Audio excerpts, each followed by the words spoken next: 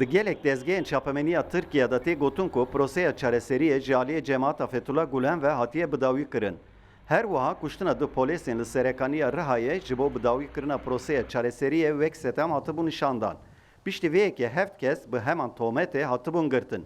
Lê piştî hewla darbeyê dadgerê vê dozê jî bi hinceta endambûna cemaata Gulen hatê girtin û ji ber vê yekê guman ji hebûna tiliya cemaata Gulen di dawîbûna proseyê de tê kirin. Her wisa HDP jî di vî warî de ji cemaata Gulen gumanbar e. Ew psikerîka Kurdan ya Türkiye em bêjin ya herî mezin nüzük çareseriyê bibîtin an devleta Kur an jî em bêjin îro kevek derkevîte ortayê holê vek cemaatê ew pêvajoya xira kirîne.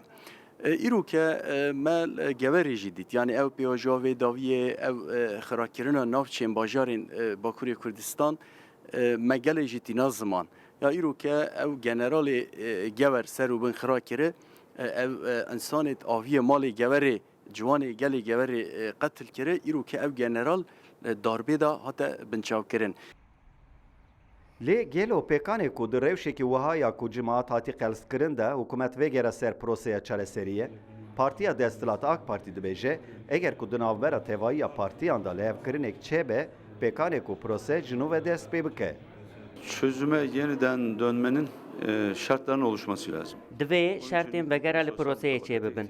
Levkirinekî civakî ya fireh pêwîst e. Na di navbera Partiya Desthilat û partiyên opozisyonê de levkirinekê ye.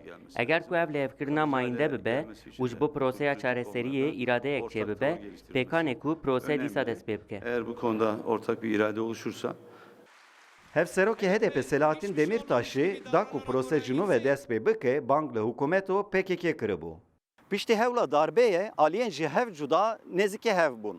Gelê kes jî dibêjin da ku Kurd ji tevlê vê lehevkirina nû bibin divê proseya çareseriyê ji nû ve dest pê bike. Kemal Avcı, Rûdaw, Enqere.